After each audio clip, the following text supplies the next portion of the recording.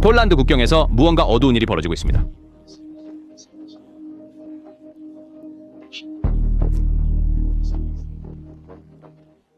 AWACS가 이륙하고 있습니다. 패트리어트 레이더가 항공기를 조준하고 있습니다. F-35와 F-16이 발사하고 있습니다. 4만 명의 군인이 국경으로 향하고 있습니다. 이제 폴란드에서 큰 일이 일어나고 있습니다. 미국 보잉 E-SIM 센트리와 KC-135 스트라토 탱커가 동시에 비행하고 있으며 B-52 폭격기가 지평선에 나타나고 있습니다. 이것은 군사훈련이 아니었습니다. 폴란드의 동부 국경은 하룻밤 사이에 흔들렸고 서로 관련이 없어 보이는 위기들이 다른 헤드라인 아래에서 하나의 선으로 수렴되었습니다.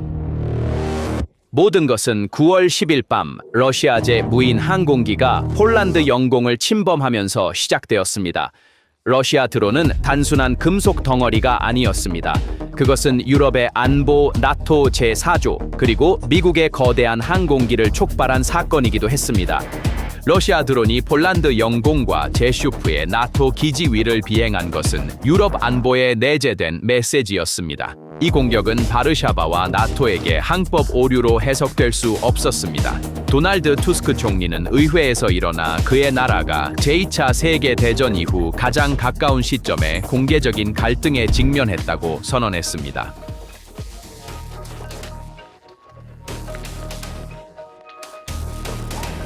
폴란드 정부는 즉시 나토 조약의 제4조를 발동하여 동맹국 간의 긴급 협의 과정을 시작했습니다. 이 조항은 나토 회원국의 영토 보전이나 안전이 위협받을 경우 발효됩니다. 그러나 문제는 방어적 반사작용에 국한되지 않았습니다. 일련의 사건은 갑자기 워싱턴으로 시선을 돌렸습니다. 미국 대통령 도널드 트럼프는 트루스 소셜에서의 발언을 통해 크렘린의 그림자를 드리웠습니다. 또 시작이군이라고 트럼프는 말하며 러시아를 명시적으로 겨냥하고 그러한 위반이 계속될 경우 훨씬 더 강력한 대응이 뒤따를 것이라고 강조했습니다. 이 발언은 블라디미르 푸틴을 당황하게 만들었고 이것이 제5조 발동의 서막이 될 수 있는지에 대한 의문을 제기했습니다. 독일 언론 슈피겔과 벨트는 최소 5대의 러시아 무인 항공기가 폴란드 도시 제슈프의 물류센터를 목표로 했다고 보도했습니다. 이는 예비 조사 자료에도 반영되었습니다.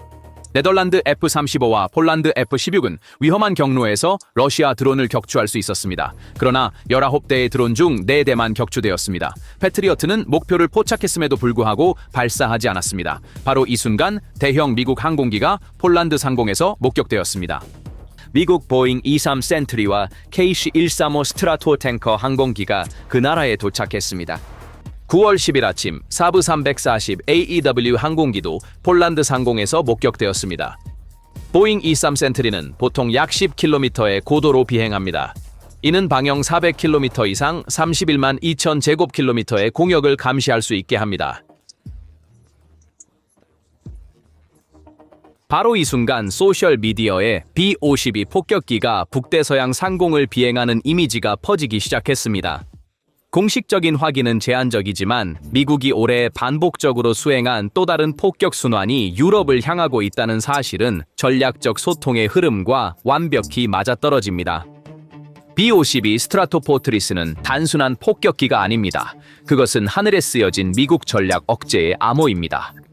아프가니스탄과 시리아에서 수년 동안 B-52는 장거리 순항 미사일과 GPS 유도 폭탄으로 목표 지점을 타격하며 근접 항공 지원부터 전략 폭격까지 다양한 임무를 수행했습니다. 그러나 이러한 항공기가 유럽 상공에 나타나는 것은 종종 발사가 아닌 목표 지정을 의미합니다. 이는 무기의 폭발보다는 가시성에 의해 생성된 지정학적 반향입니다. 2025년까지 미 공군은 유럽에 중심을 둔 수많은 폭격기 임무 부대를 배치하기로 이미 약속했습니다. B-1B 랜서는 최근 임무를 완료했습니다. 이제 B-52의 차례입니다. 유럽 아프리카 공군 사령부에 의해 조정된 이러한 임무는 보통 단기적이지만 주목을 받습니다. 목표는 단순히 위협 분석이나 정찰 비행을 수행하는 것이 아니라 동맹국 영토에 억제력을 투사하는 것입니다. B-52가 나토 영토에 나타난다고 해서 침공이나 폭격 준비를 의미하는 것은 아니지만 확실히 임계점 테스트입니다. 이 플랫폼은 JSSM-ER과 같이 1000km를 초과하는 사거리의 순항 미사일을 장착할 수 있습니다. 그들은 이지스 전투 시스템과 즉시 데이터를 교환할 수 있습니다. 공중급유기와 조기경보 통제기와 협력하여 작동하며 전쟁의 눈과 주먹을 대표합니다. 이 다층 구조는 적에게 단일 국가가 아닌 전체 동맹이 네트워크 중심의 대응을 제공할 것임을 신호합니다. 크렘린의 관점에서 B-52 순환 배치는 종종 선전쇼로 간주됩니다. 그러나 이러한 경시가 레이더 화면에 나타나는 현실을 지우지는 않습니다. 하늘에 나타난 스트라토포트리스는 특히 발트해 공중 감시 임무에 참여하는 국가들에게 정보기관에서 무시할 수 없는 진동을 일으킵니다. 이 항공기는 하늘 외교에서 가장 무거운 카드 중 하나입니다. 이는 공항 압박 상황에서 지휘 및 통제 통신을 지원하는 플랫폼입니다. 그리고 미사일 방어 시뮬레이션의 길을 닦습니다. 따라서 유럽에서 B-52의 목격은 폭격이 시작된다는 의미가 아닙니다. 진짜 메시지는 당신이 잘못 계산하면 그 결과는 당신 혼자 직면하는 위기가 아닐 것이라는 것입니다. 게다가 이 메시지를 강화하기 위한 조치들이 계속 이어지고 있습니다. 영국 국방장관 존 힐리는 이 발전을 초국가적 위협이 이제 효과적으로 폴란드에 도달했다고 설명하며 영국군에 직접 명령을 내렸습니다. 타이푼 전투기와 스카이세이버 공중 방어 시스템을 동유럽에 배치하기 위한 준비가 명령되었습니다. 스카이세이버는 CAMM 유도 미사일로 저고도에서 중고도 위협에 대해 매우 효과적인 방어막을 형성하기 위한 것입니다. 이 시스템은 지상 기반 레이더와 지휘 통제 모듈과 함께 배치될 예정입니다. 영국 정부에 따르면 이 조치는 폴란드뿐만 아니라 발트해 전체가 보호받게 된다는 것을 의미합니다. 프랑스의 에마뉘엘 마크롱 대통령은 이 사건을 절대 용납할 수 없다고 비난했습니다. 그의 발언은 이를 넘어서는 긴박감을 전달했습니다. 외교적 언어. 마크롱은 나토 사무총장 마크 루터에게 직접 연락했으며 즉각적인 긴급 협의가 필요하다고 말했다.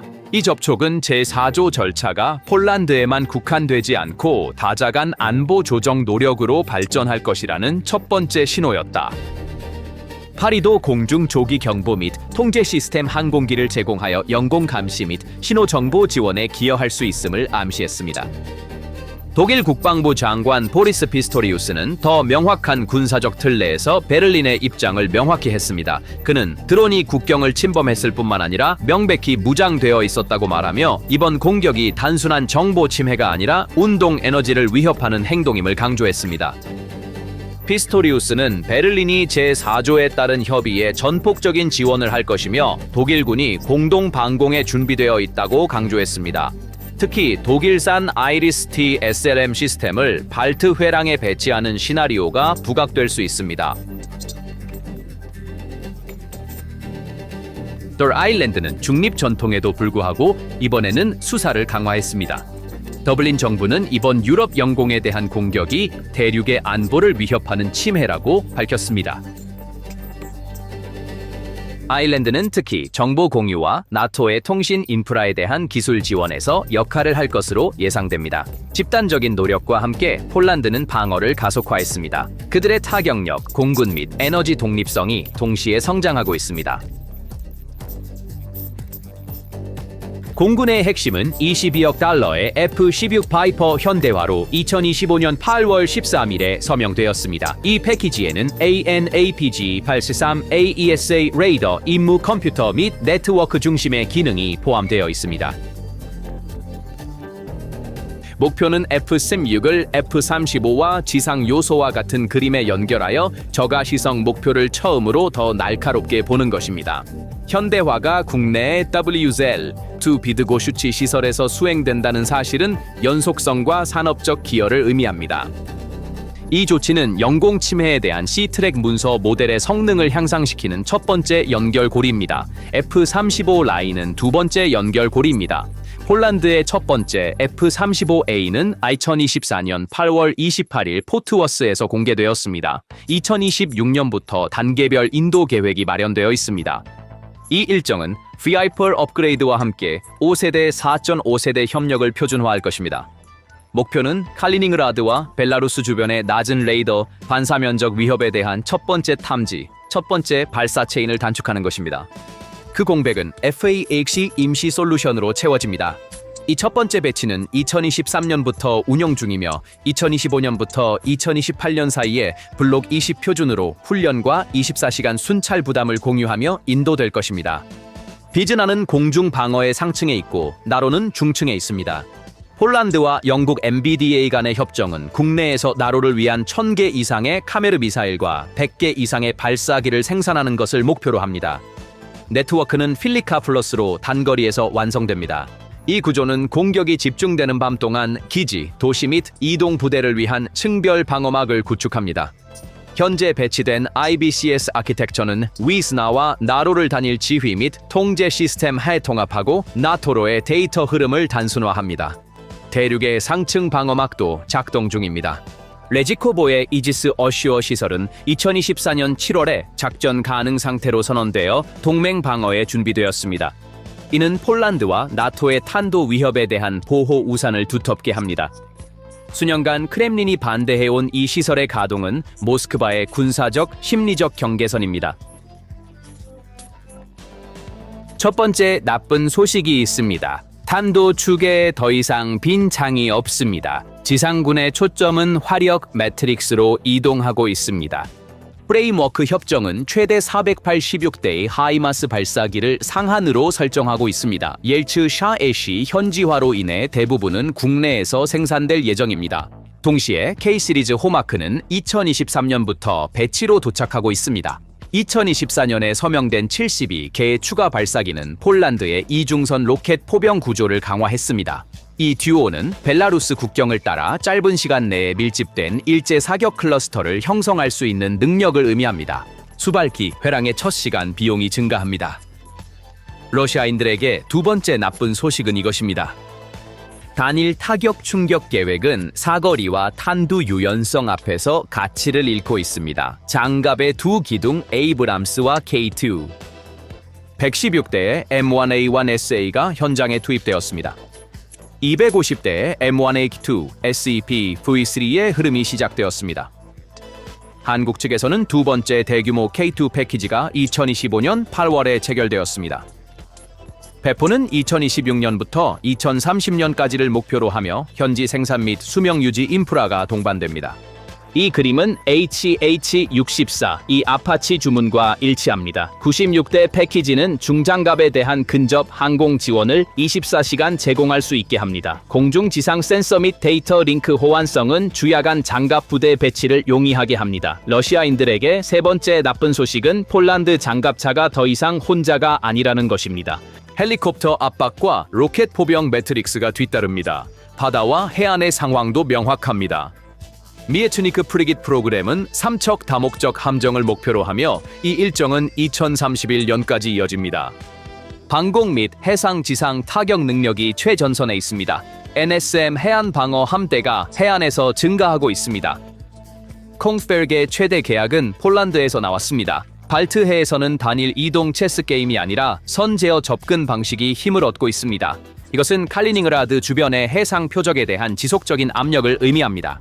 공중 상황을 완성하는 요소들도 비어있지 않습니다. MQ-9A 리퍼 임대로 인해 2023년부터 국경을 넘는 정찰 정보, 감시, 정찰의 연속성이 보장되었습니다. MQ-9B 스카이 가디언 드론의 공급은 2024년 말에 체결된 계약과 함께 시작될 것입니다.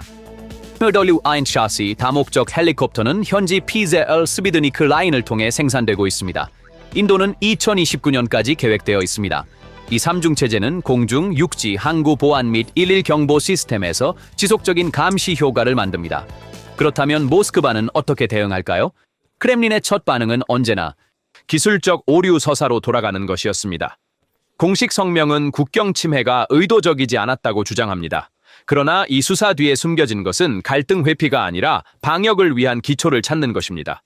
앞으로 며칠 동안 크렘린은 특히 벨라루스를 통한 기동을 통해 이 수사를 더 많은 군사적 과시로 강화하려고 할 수 있습니다. 대규모 군사 증강이 이미 자파드 2025 훈련을 구실로 벨라루스 영토에서 시작되었습니다. 모스크바는 이제 이 배치를 반사 전략으로 전환할 수 있습니다. 폴란드 동부 국경에 주둔한 4만 명 규모의 병력에 맞서 비슷한 규모지만 더 화려한 러시아 벨라루스 연합군을 배치할 수 있습니다. 그러나 여기서 중요한 균형점은 지상군이 아닌 공역에서 확립될 것입니다.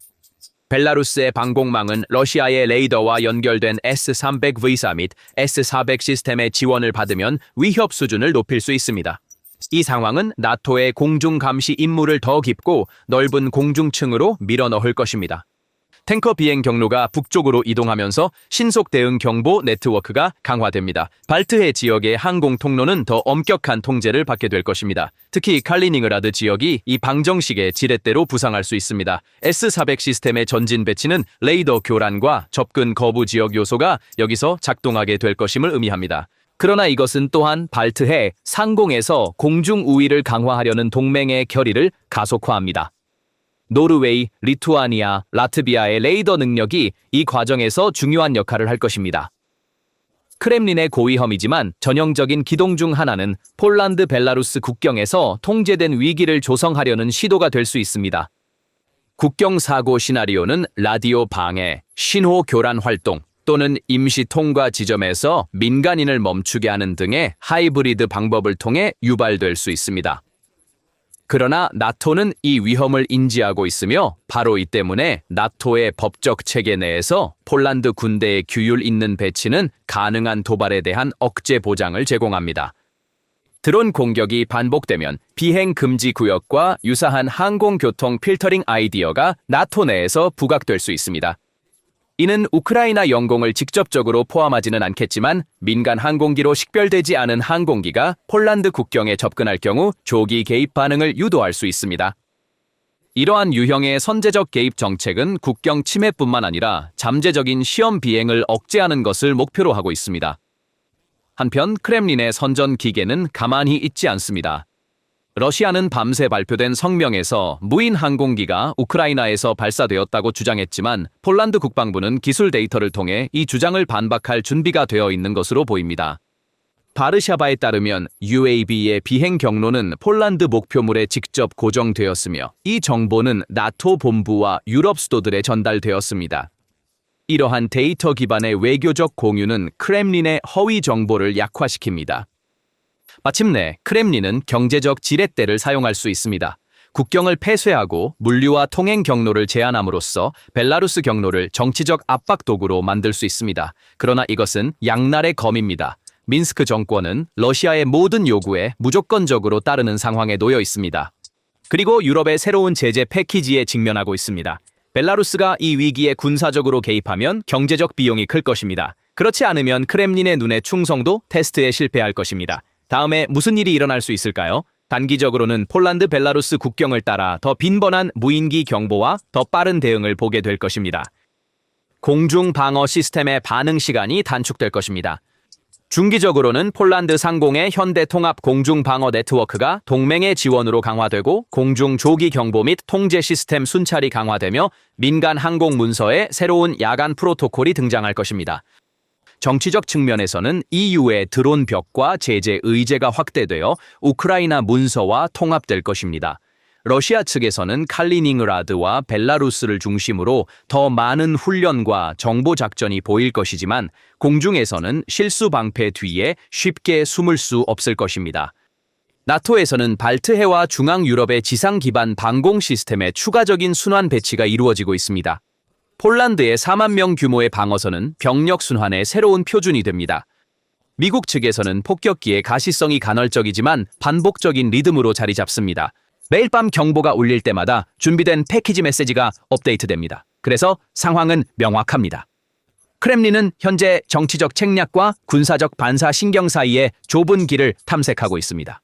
그러나 나토의 결단력 있고 데이터 기반의 접근 방식은 모스크바의 전통적인 위기 관리 레퍼토리를 도전하기 시작하고 있습니다. 폴란드 국경에서의 이번 최신 발전은 단순한 지역적 위반이 아니라 유럽 전체의 안보 구조에 대한 시험입니다. 나토의 대응은 앞으로 며칠 동안 국제 균형을 결정할 것입니다. 이 과정을 면밀히 따르고 새 비디오를 즉시 알림받으려면 채널을 구독하세요. 여러분의 좋아요와 댓글은 저희가 함께 의제를 평가하는 데 매우 중요합니다. 저희를 선택해 주셔서 감사합니다. 주셔서 감사합니다.